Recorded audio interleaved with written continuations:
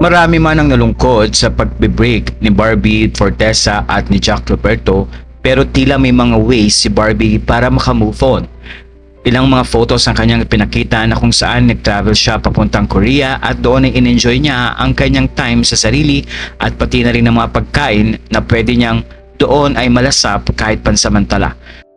Kaya naman ilang mga fans pati na rin kapwa-artista ang nagbibigay kay Barbie ng support dahil na rin hindi maganda ang naging pasok ng 2025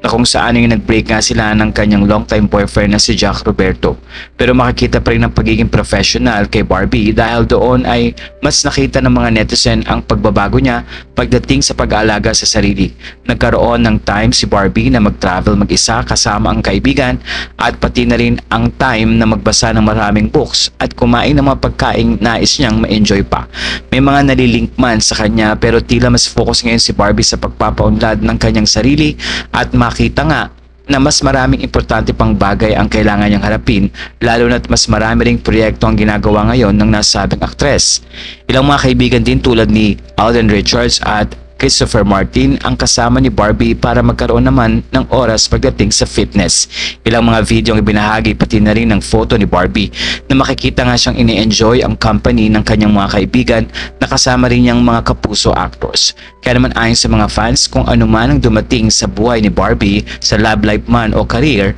ay patuloy nila itong susuportahan